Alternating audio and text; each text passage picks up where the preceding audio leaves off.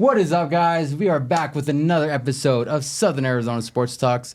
I'm extremely excited because I'm an alumni for Tucson High, and they are our highlight team of the week. Cue the intro of the practice. Trust and believe. I want the best of the best. I want to go against the best. I want to make it to the open. We have a bunch of different weapons as far as changing the culture here. We have never been at this level ever at all, the years I've been here.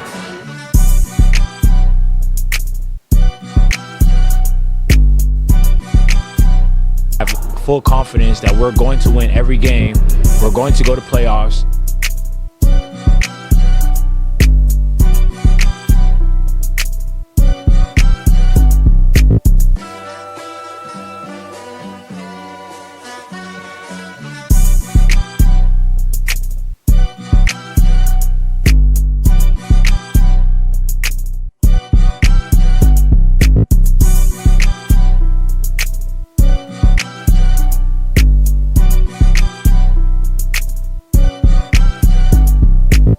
We'll take that state championships.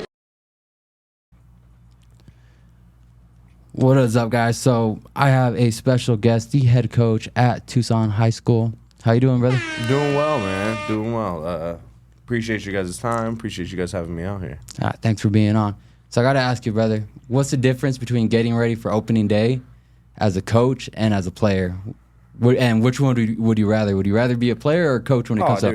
Player all day. Like, are you kidding me? Like, you know, you have the band in the morning, you're going through class. Like, it just takes me back to, like, that old school, like, Michael Vick, Brian Urlacher commercial where they're walking around class and stuff like that. But, you know, as a coach, you kind of get numb to it all now. Like, you know, my whole day is, like, the same. It's been the same for the last 15 years.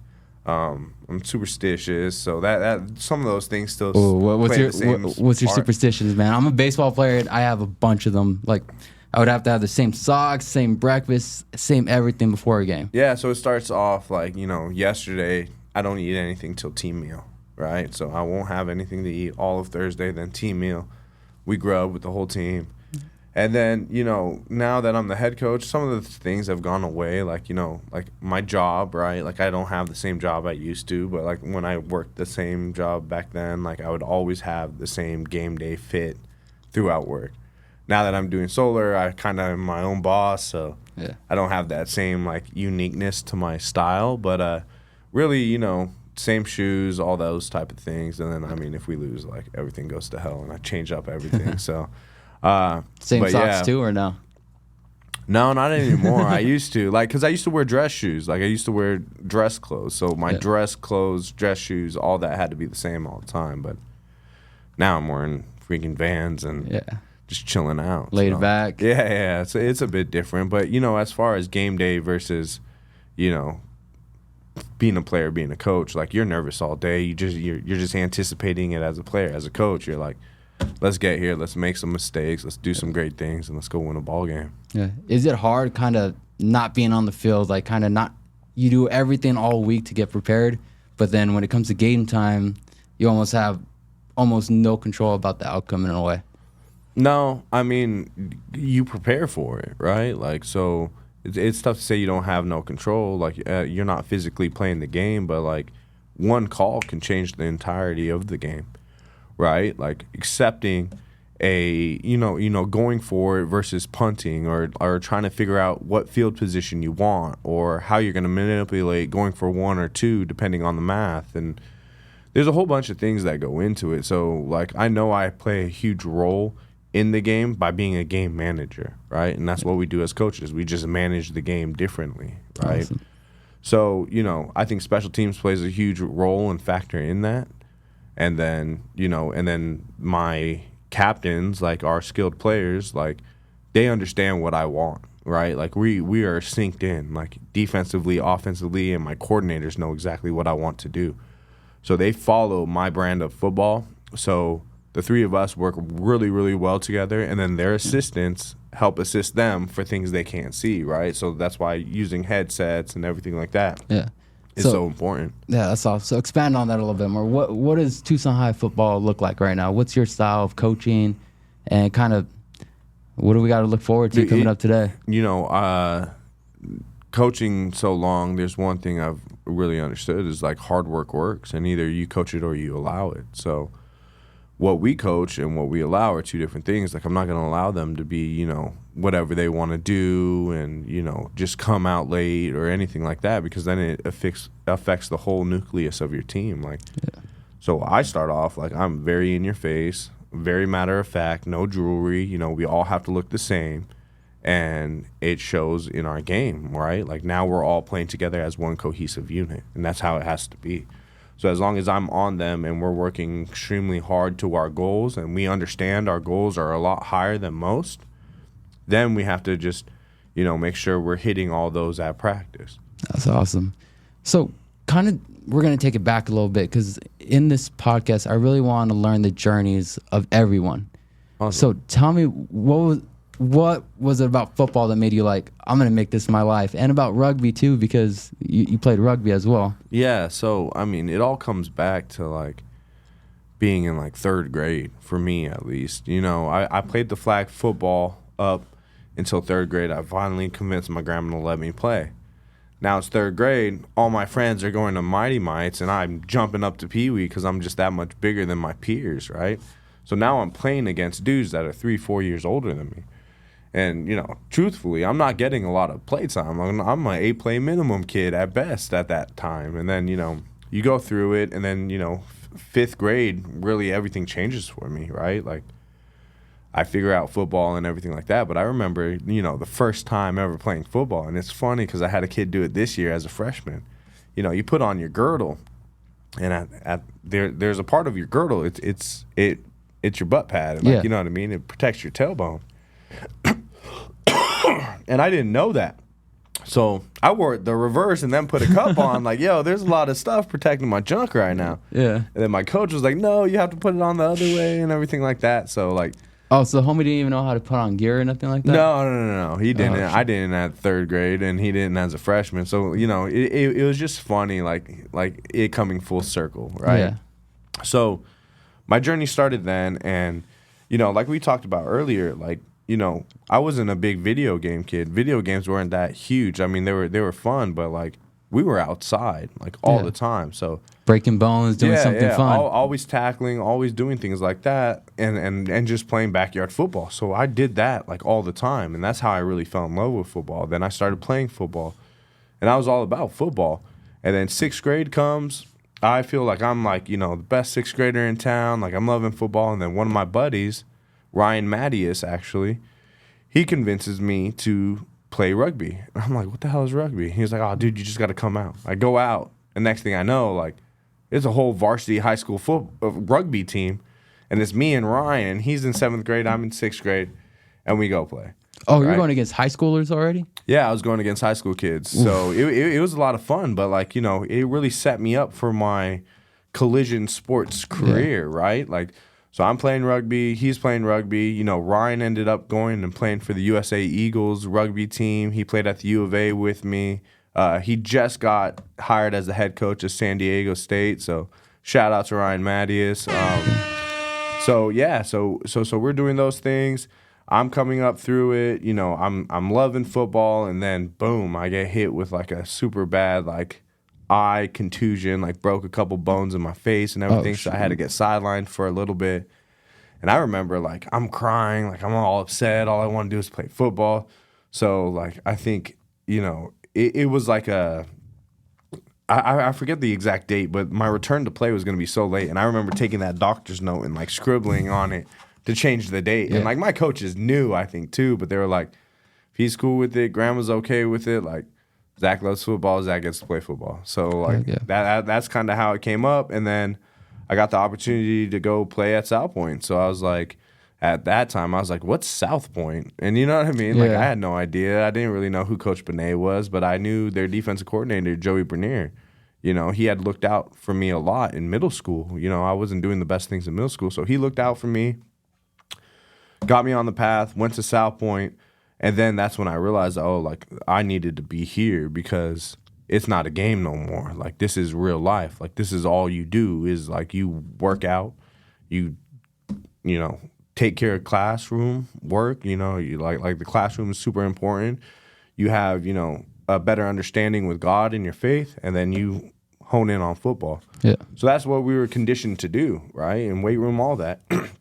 Conditioned to do that, and where it's no longer just a game, it is a lifestyle. And then that's what I had been looking for a long time. So I did that. I had a great career there.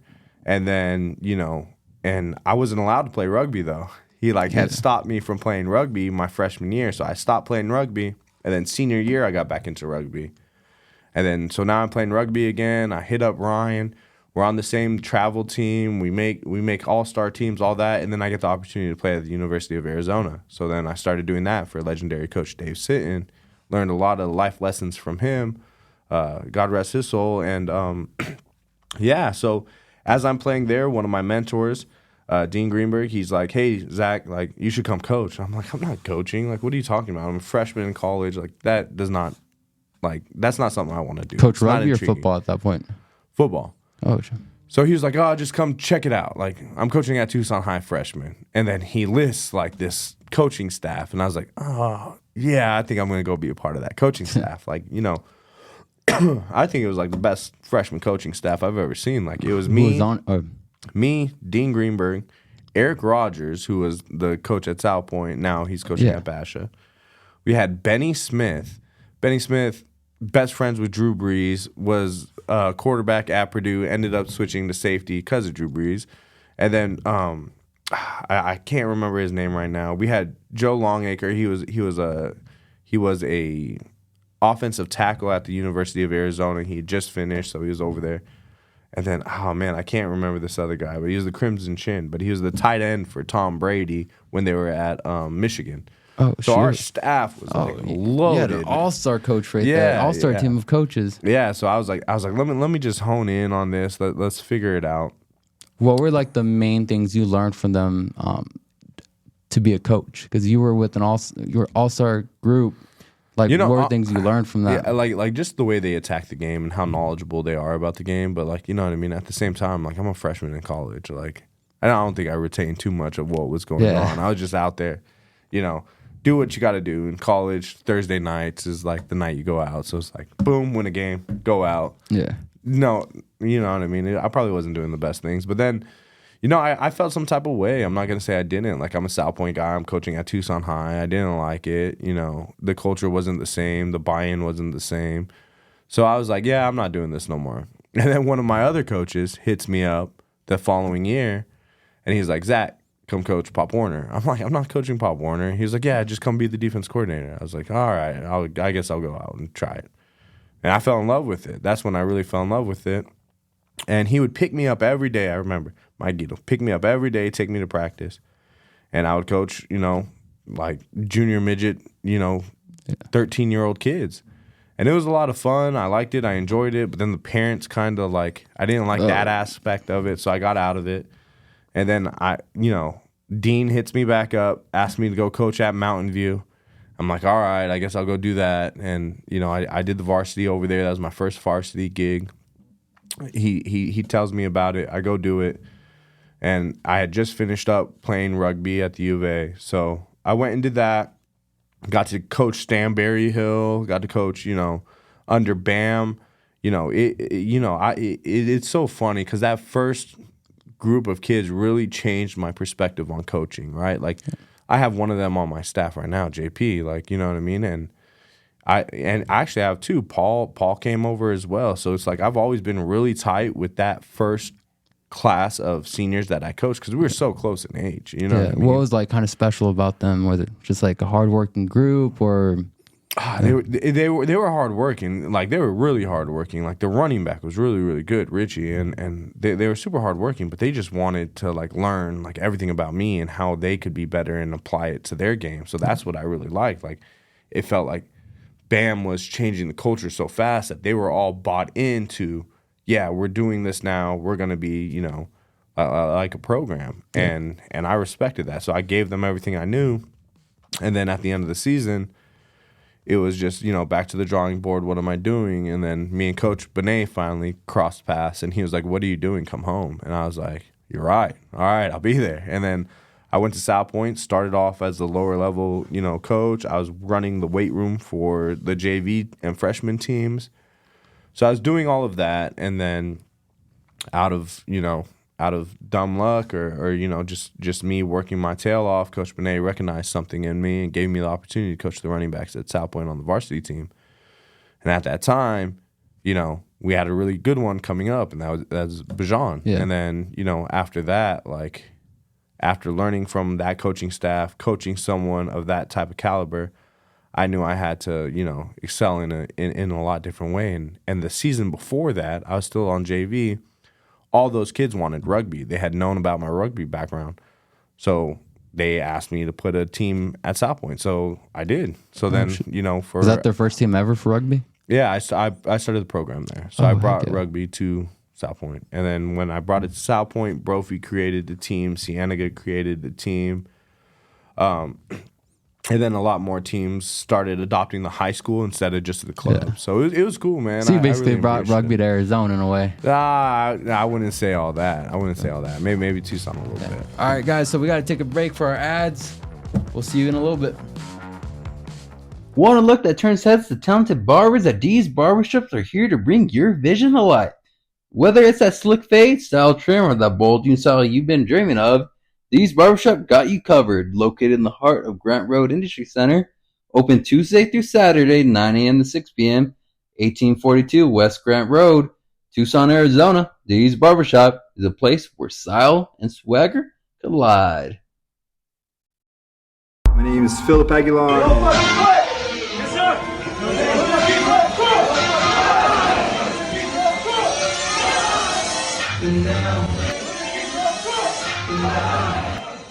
We don't fucking play!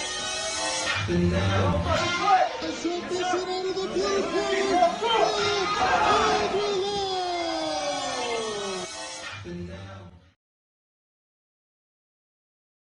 All your insurance needs, auto, home, business, and life. Trust Gilbert R. Perez, the owner of Diamondback Financial Group.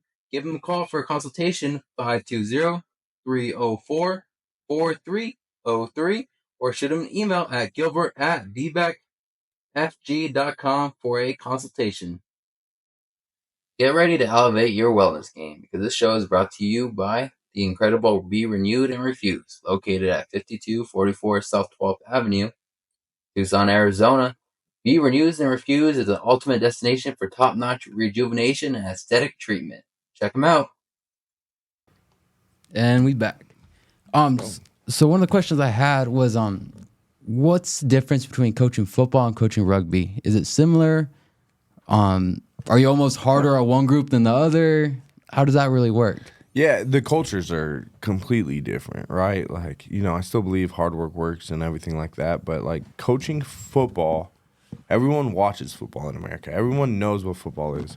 Rugby, no one knows what it is, right? So it's a beautiful balance, but it's when I coach football, I'm in my element, I'm hard-nosed, I'm on them, and I'm really teaching plays, demanding things. In rugby, I'm teaching them the game of rugby. I'm teaching them the culture of rugby, because the culture of rugby is completely different from football. And a lot of the things we get in football actually come from rugby, right? Rugby was first, right? Oh, so shit.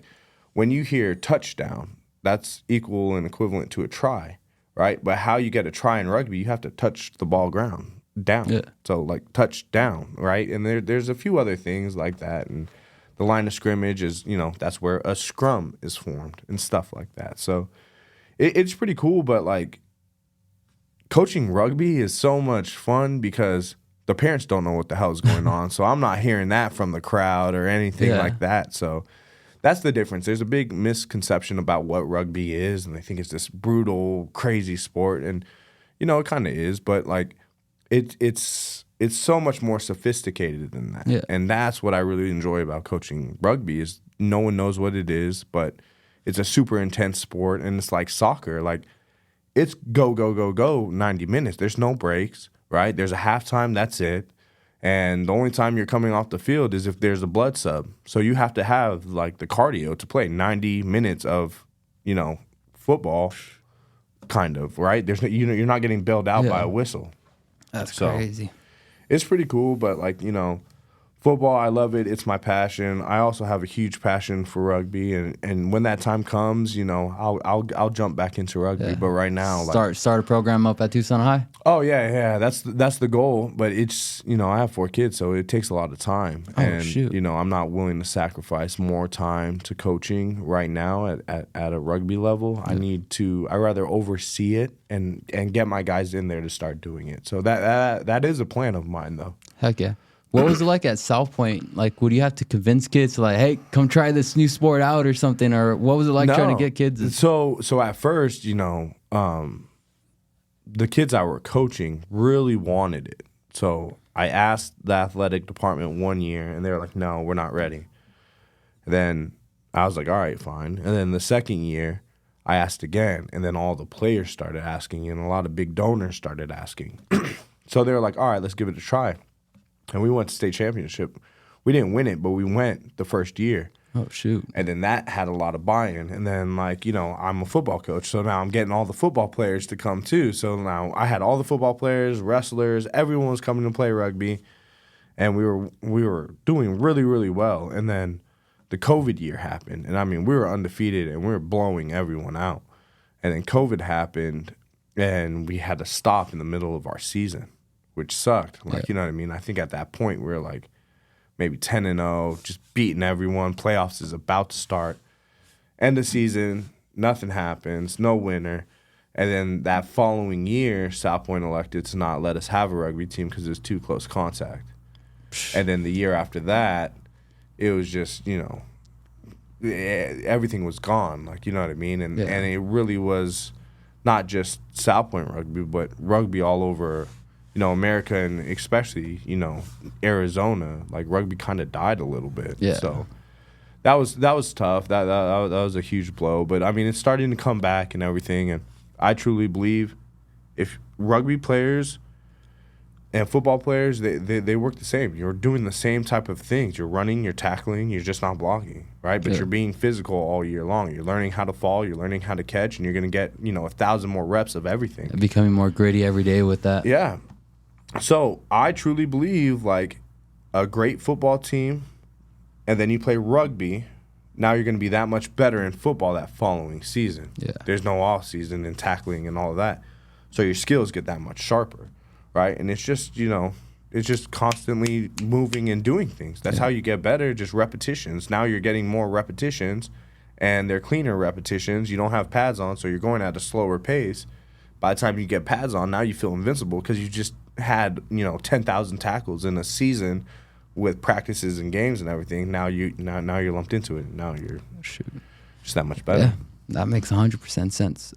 So I want to kind of move back a little bit. So you get the head job at Tucson High. You take over a program that's 3-7, and that had four coaches in 4 years, I think. Mm-hmm. What was it like day one? Going in there with kids that probably for the first time having a guy that's going to give them everything they got. Mm-hmm. It was funny because day one I show up, and it's not I had just gotten hired, and I was showing up to go do some admin work or something like that, and I pull up and I park, and right when I get out of my car I have 15 kids from the football team. They knew I was coming, someone told them, whatever, and they're standing there to greet me. I was like, all right, this is cool. Say what's up. And I'm like, why the hell aren't you in class? And they're all looking at me. I'm like, get to freaking class. What are you doing? I'll see you in the weight room soon. And then we go. I see him in the weight room. Everyone has earrings, headphones on, mismatched stuff. And I'm like, yeah, we got a lot of work to do. So, right away it started in the weight room. And I'm watching them. And I'm not fully cleared yet.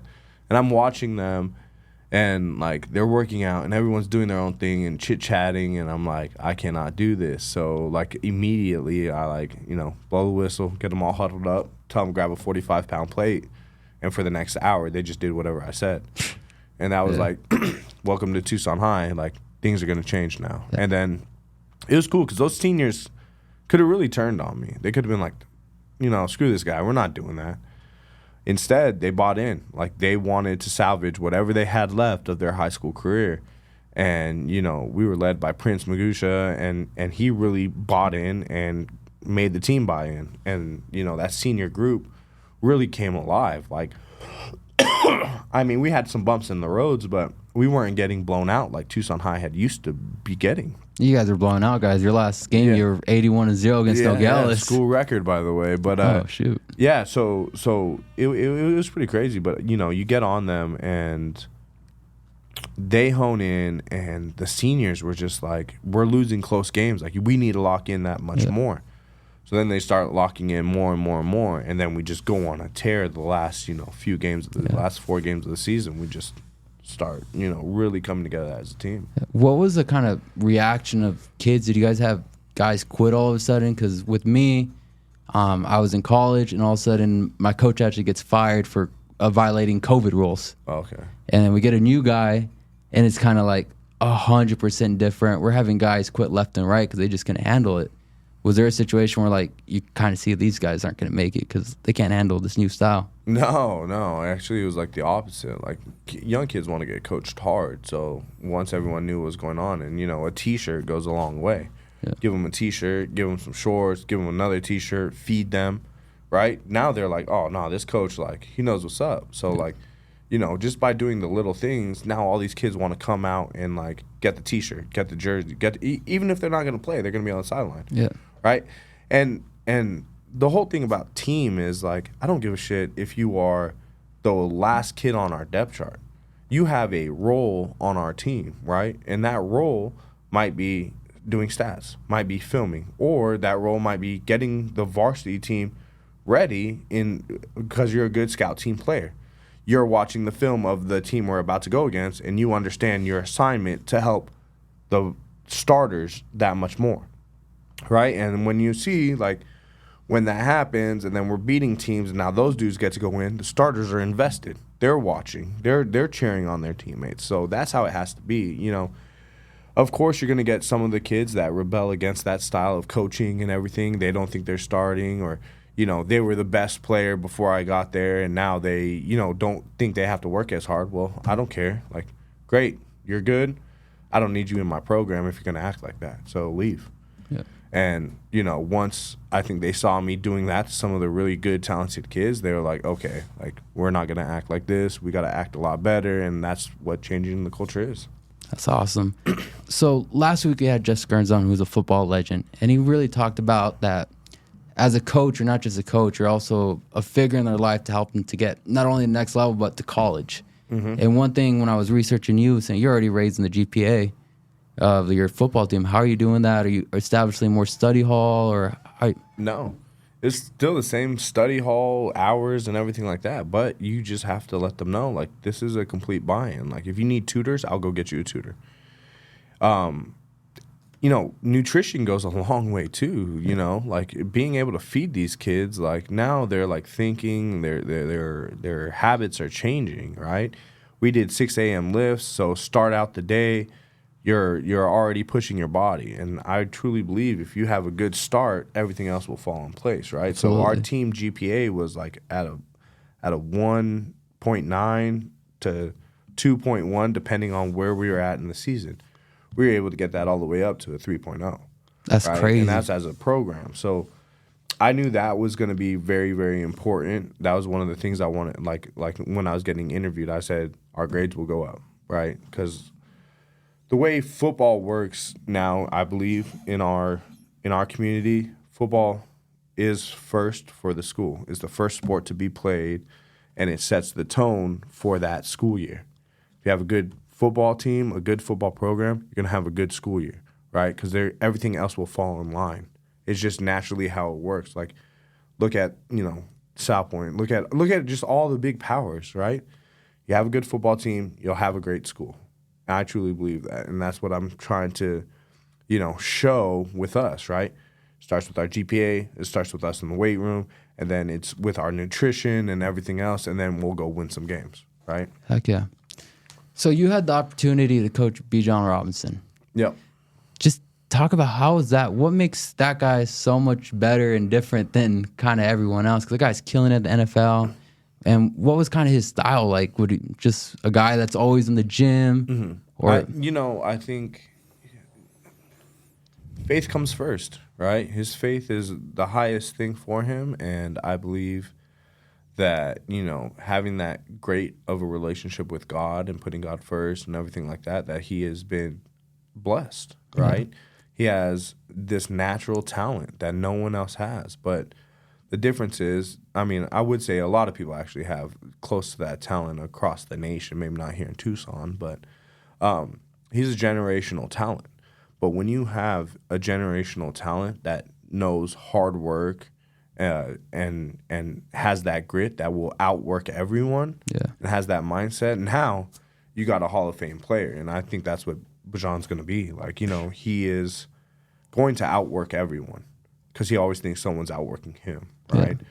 And that's really the beauty of him, right? Like, he will, like, when I was coaching him, I'd try to do things that were so out of his realm. It was going to be so hard for him to do, and all the other running backs, and he was just like, all right, yep, let's do it. And then, I mean, I was really hard on him because I knew how great he was, and I just wanted to instill that principle of, like, if you go work hard as you can, games are going to come super easy, and everything else will become super easy. But what you do behind the scenes, behind closed doors and everything like that, that will come to light, right? Yeah. So work hard now, suffer as much as you can now, and like kind of like Muhammad Ali, like, you know, work now and live the rest of your life like a champion. Yeah, do what others won't, so I can do it. I forgot how that quote goes. But so switching over from South Point to Tucson High, what were the biggest differences and just kind of overall challenges? It could be challenges with equipment, it could be challenges with the football field, the alumni foundation. What were the biggest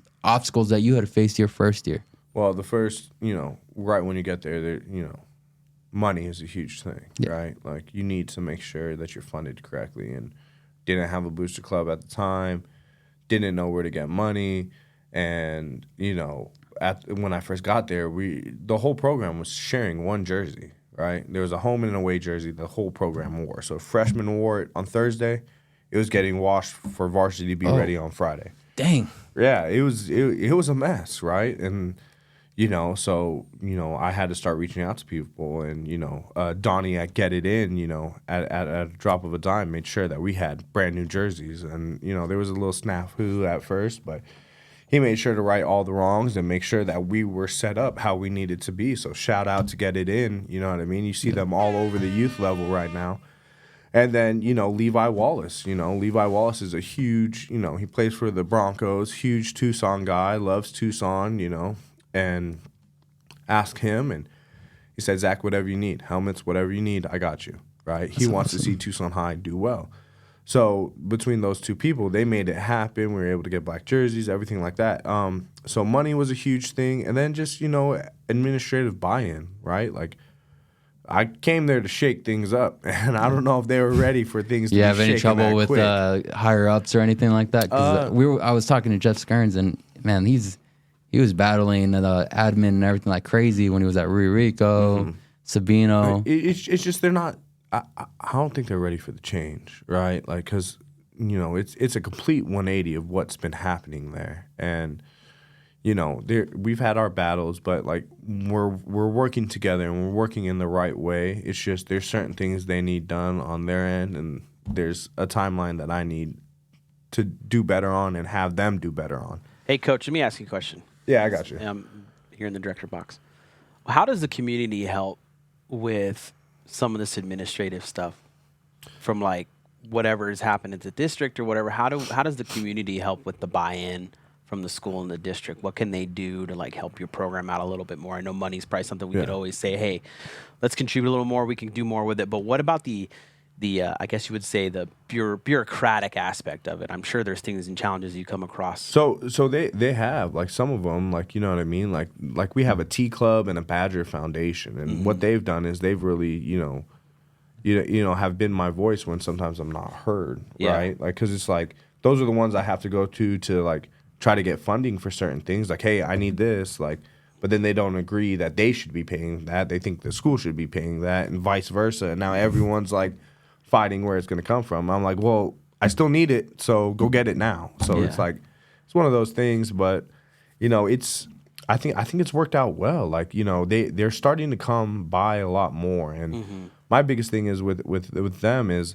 I try to invite them out as much as I can, but they're like, Like I still need them to come. Like Tucson High, like you guys say, like I need the faithful there, right? So Yeah. Shout out to all the alumni. Better be showing up to the Friday Night Lights. Yeah. You know, and more than that, I want them. It's called the Hall of Champions, right? Those great football teams, because Tucson High has the richest history in winning almost in all of Arizona, right? Baseball has the national record for state championships. Yeah. It's all the sports are legendary. Yeah, but in the 90s, right? So those dudes are getting older. I need them to come and instill some of that hard work, grit that they had back then, right?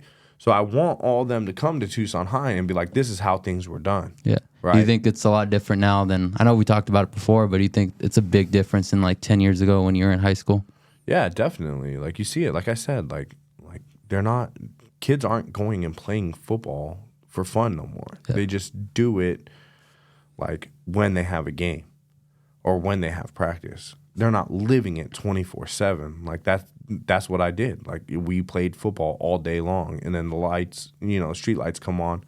We're pushing the envelope a little bit, and then you better hurry up and get home. Would you ever do what we used to do? We used to get our cars and put when the lights would go out in the field, we used to put our cars and freaking our car lights were our lights for practice. Okay, dude, what is this, Field of Dreams or what? Like, I had to do it, man. That's we could just cut the lights on, we'll be all right, dude. Okay, so my dad's super old school when it comes to baseball. He's he used to have us practice in the dark to get like our hand-eye coordination better. Oh, better. That's pretty cool. But imagine a freaking baseball coming at you and you can even see it. No. I'm not a baseball guy by any means. I've tried, but swings don't work. All right, guys, we are going to ads one more time. See you guys in a little bit. Hi, I'm Alan Murdoch. For the past 20 years, I've been buying, fixing, and selling properties right here in Southern Arizona. And I want to buy your property. Whether it's a house, apartment, commercial building, or vacant land, regardless of the condition or the situation, I want to talk to you. When you sell to me, I pay cash and it's hassle-free. No repairs, no closing costs, and no commissions. If you have a property you don't want to deal with and you want a quick solution, call, text, or visit selltoalan.com. Again, that's selltoalan.com. Discover the power of 88 Crime, where your anonymous tips are rewarded with cash. When you call in anonymously with a tip, you are given a code. With the code and a password, you can walk into a bank and redeem your reward anonymously. If your anonymous tip results in a felony arrest, you can claim up to $2,500 cash reward. Let's stop the silence on crime and strive for a safer community. For more information, please visit 88crime.org or call 88crime. Copper Creek Cookies, Copper Creek Cookies, CopperCreekCookies.net. We can print anything on our soft vanilla logo cookies. We deliver them and other sweet treats locally.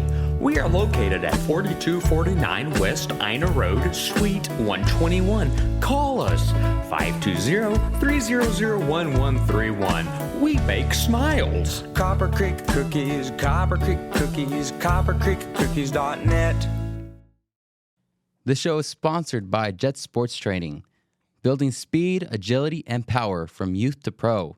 They're Tucson's leading sports performance. Start your journey to greatness today with Jet Sporting. Check them out on Instagram, Jet Sporting, or their website, jetsporting.com. There is a lot of digital marketing and digital advertising agencies throughout the U.S. I see a new one pop up every day. But we stand out because of our community impact, our client relationships, delivering and doing what we say. That's a key thing, right? A lot of places will tell you, hey, we're going to do this. They don't communicate to you. We're in communication with you. You're going to always get that real small business feel from us. You're going to have ways to contact us, ask us questions, right? Because we want you to do better, but we want to be better every day as well. And we're always innovating. We're always coming up with new ideas, new ways to win, applying for new platforms, and even creating some of our own platforms is some of the stuff we have going forward. So I would say that's what sets us apart.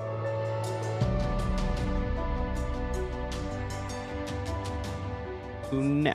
All right, dang, shout out to Live the Dream. Let's go, baby. What a promo right there. Yeah. Thanks, man. Thank you. Shoot.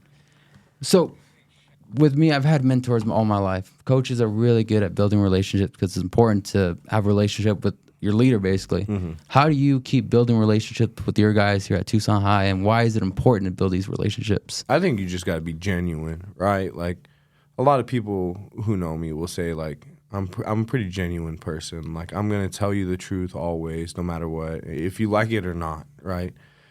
And I think people really respect that, right? Like, don't be fake about things. Like, just be real, right? And sometimes it might come off as harsh, but that's okay. Like, you know what I mean? They ask the question or they need to hear it. And, like, I'm not embarrassed by that either. Like, if I'm not doing my shit, or sorry, if I'm not doing, like, we can it's an FCC regulated, man. You can say whatever the you want here. Let's fucking go. Like, I know a lot of people always get on me for my cursing, but I mean, it's just part of it. But like, my coaches always like hold me to a high standard too. If I'm messing up, like, they need to let me know. Like, coach, we need to get better at this. And my mentors tell me that in life, and I've never, shied away from criticism in anything, right? Because that's how you get better. Yeah. And constructive criticism is real. It's either you can deal with it or you cannot, and that's the difference. And there's different ways you have to coach different kids, but I mean, this is a relationship business. This is a kid business, right? So you have to manage them in a different way. Some I have to throw my arm around, and I have to find different ways to coach them. Some I could MF them, and they'll get the message, and they'll go deliver what I need, right? But not all of them are like that, and people are like that too. So it's just trying to find the balance of how you could deal with that. It's interesting you brought that up, Coach, because there's just some kids that respond to that stuff, man. Like, if they grew up in that kind of that culture at home or whatever it is, where like business meant a couple curse words came at them and stuff like that, and you'll see those ones that like snap into it, man. It's interesting that you're bringing that up, because I know parents sometimes can get a little sideways on the issue with that, but that's just the truth sometimes, man. Like, you've got to coach so many different household cultures. And it's just like this huge dynamic that you've got to face. So like, having to navigate that, man. I'm glad you brought that up. 'Cause some people just don't understand that you can't just approach it one way. Yeah, and Tucson High is very diverse, man. Yeah, like in you got kids from all over the place, all walks of life. You know what I mean? And it's a huge melting pot. So I love it. And I'm up for the challenge, and I get along with all of them, right? Yeah. I'm sure some of them want to like punch me in the face sometimes, but you know what I mean? I welcome it. You ever race the guys like you guys were doing at practice on Tuesday? No. Those days are done for me. Like, you know what I mean? I pulled my hamstring one too many times, and I cannot, it's not just roll out the balls and go play anymore. Like, if I'm doing that, I need to have, a proper 30, 45 minute stretch before I do anything athletic anymore. But every once in a while. Man, you only 32 or 30, 31, still, right? Hey, man, once you get over 30, that 30s are a changing. different beast, man. I'm 35. I feel you, Coach. Yeah, but you know what I mean? Every once in a while, like, I'll grab a kid, like, you know what I mean? Like I think blocking is huge, and tackling is like really huge. Like, and I'm a physical dude. I love to tackle, right? Yeah. So I'll go tackle a kid every once in a while and like just show as an example, or like get my hands on someone and show them how to block. Like, the physical things I'll do, but running, nah, I'm good. Yeah, I saw you punting on Tuesday too. Yeah, so I could do a few things. Like, I've always thought I could kick very well. I wasn't trying to punt. Like, I was trying to have them learn how to block the punt, so I wasn't like getting my full leg into it. But yeah, it was pretty cool. Cool. So I'm gonna take it back a little bit more because I want to hear more about this story. You talked a lot about your grandmother. So you were raised by your grandmother? Yes. So I was raised by my grandmother. And, me and her had a really, really great relationship, right? She was the one always made sure I was at every practice, was at every game, right? Like, my grandma was right there, loved her to death. And, my sisters were always tagging along too, because, like, it's funny because very few people call me Zachy. But, like, anyone who knows my grandma, if you know my grandma, that was what she called me, and you're probably calling me Zachy. So it was really cool, man. It was a really cool dynamic. I was very fortunate and blessed to, be able to be raised by her and be around her for so long. And it's just, she's great people. All grandmas are. I'm a grandma's boy. What's, looking back, what's probably the number one lesson you've learned from her? Be authentically you, right? Don't be scared to punch someone in the mouth if they need to get punched in the mouth, right? That's my grandma. So, that's basically what she's taught me. Like, stand up for yourself, stand up for others, and if you have to fight, fight. Is that kind of how you established your coaching style too? Because when I was at practice and talking for you, you were like, You're always down. You're down for whatever happens, whatever it takes to win. Well, calm down. I'm not down for whatever it takes. Or what a coach does, like You know, like we're gonna do everything we can. We're gonna try to flip every advantage we can in our favor, right? If that's field position, manipulating penalties, everything. Like sometimes it's good to take a penalty, right? Yeah. Sometimes it's good to set the tone. Sometimes it's good to manipulate the high school rules because they're not the same as the NFL rules. So just trying to show different ways on how to do that, I think, is very beneficial.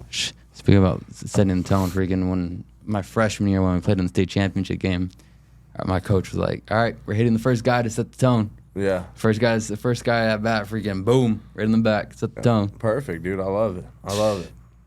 Awesome. And kind of staying on family. I know you probably put a bunch of hours in just being a head coach, but how do you balance making time for family and making time for your second family, which is your football team?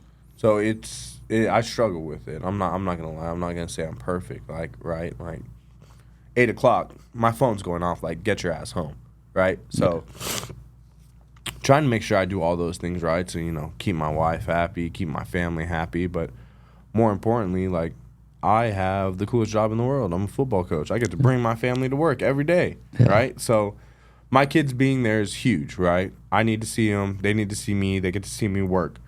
My other coaches, if you need to bring your kids, come bring them. This is a family-first atmosphere, right? And Coach Benet kind of showed me that. So I always love having my kids there. I love having my coaches' kids there, and at no point, on Saturday, one of my players was like, "Hey, Coach, I can't come to practice. Like, it's a 6 a.m. practice. I have to watch the kids." I'm like, "I have 2 car seats. Throw them in the car seats.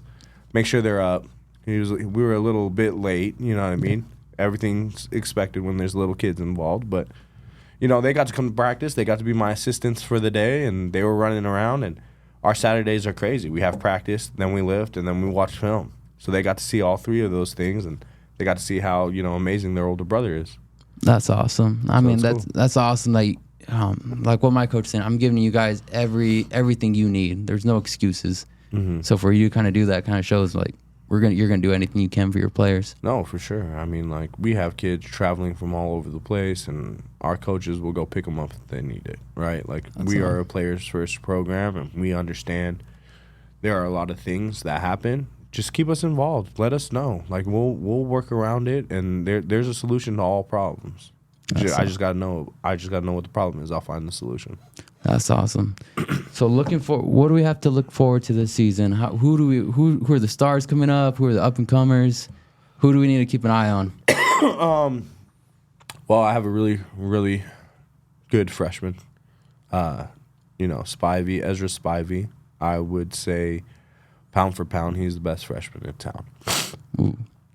I think he should be on everyone's freshman watch list, freshman of the year. I think he is a very, very special talent, and I don't think there's much kids like him. His football IQ is through the roof.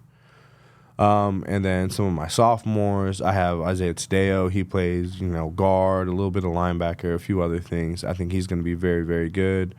We just have so much talent. It's hard just to name one, every time, because I know I'm going to forget someone like I did the last media day.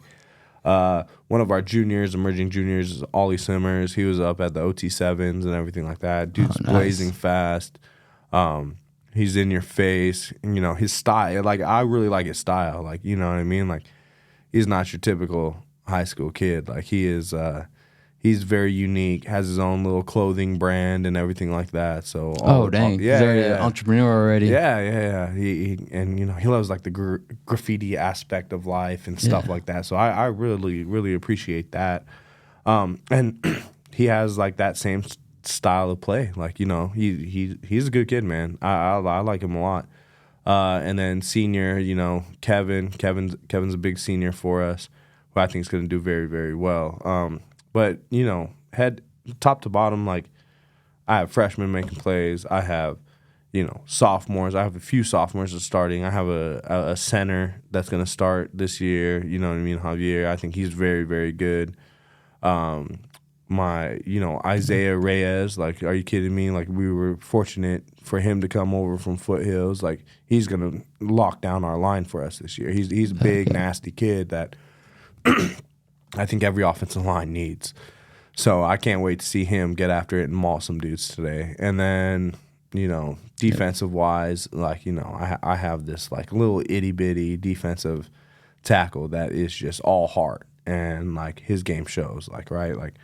So he's gonna run around, he's gonna make plays tonight, Tayshawn, and he's just like he's just gonna do big things. Like I truly see him having a huge season this year. Undersized dude, but like plays like Aaron Donald. Like, you know what I mean? Yeah. Like he demands double teams, demands triple teams, and if you don't, he's gonna make you pay. And then I have a few transfers that are gonna come in late. Like, Javion from South Point, he came over, he's gonna do very, very well for us. And then Jared from Pueblo, he came over. That dude is tough as nails. Like he's gonna really do well for us at the linebacker level. And Chase Moreland, like the list goes on. Like, you know what I mean? And we have a players first program, and players are recognizing that, and they love our school. So why wouldn't you want to come play for Tucson High and put Tucson on your chest? Yeah. No one else can. Getting the big T back, man. Yep. So we're getting close on time, so I want to have some fun questions, man. All right, I know. Cool. Rip them. All right. So funniest moment you had as a football player? Funniest moment I had as a football player. Well, okay. So, funniest moment, my Pop Warner team, we were really, really good. So, we were always in nationals, right? And we go to nationals, and, middle school kids are middle school kids, right? So, I was a middle school kid. And we're going up the elevator, and this really, really drunk guy steps on this elevator. And he's on the elevator, and it's just us and our teammates. Like, the group that I was with, parents didn't come. He comes, drops his wallet, and had a lot more money than we had ever seen, right? Shoot. So one kid starts grabbing, they all start passing out this money, leave the wallet there, and we were right next to a Mall of America. So we go to the Mall of America, get everyone, like, our whole team, like it's not like we felt like Robin Hood, like, you know what I mean? Yeah. Like, we went, and everyone got something. Oh, nice. Right? And then we come back with pizzas, everything like that. So, like, in a matter of seconds, it was all gone. And then, that was probably, like, the funniest thing that ever happened, like, the thing that I remember. And, I mean, it probably was not something we should have done. But, like, the dude just got to be an asshole, so. Yeah. You know what I mean? Deserved it. Shouldn't have dropped your money. Sorry, bud. All right, so I ended up getting 2 questions from your guys' players. I'm not Okay. telling you who. All right. But I think they're kind of using it to kind of have one up. Favorite guilty pleasure show? Favorite guilty pleasure show? That you wouldn't want anyone to know that you watch or something. I watch. I don't really watch a lot of TV. What's something I watch that's, like, kind of funny? I don't know. The Righteous Gemstones. Okay. I mean, that's not that bad. One of them was like, it'd be funny if it was watching like some Disney show or something. Oh, well, yeah, that happens all the time. Like, I have 4 little kids. So it's Ditto, like, man. Yeah, I'm always on Disney Plus. yeah, dude. Disney Plus is the truth. You know what I mean? Like, we were watching Inside Out and Elemental. Like, I find myself watching Little Mermaid like every day now. So. Oh, shoot. Yeah.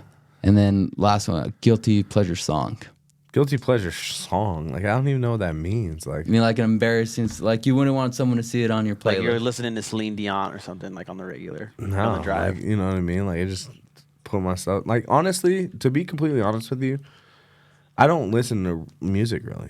You don't listen to like a hype song before the games or anything? No, I don't. I'm usually just quiet, calm, collected. Like, you know, when I'm driving, I'm on the phone. Like, I rather, like, that's my time to call, like, my mom or call my sisters or something. Like, so I don't really do too much, like, listening to music. But I mean, like, right now, like, it's just Team Kendrick, like, what you know. Like, Oh, shoot, you know what I mean? Hey, I picked the right song for the intro video. Yeah, they're not like us. Yep, that's awesome.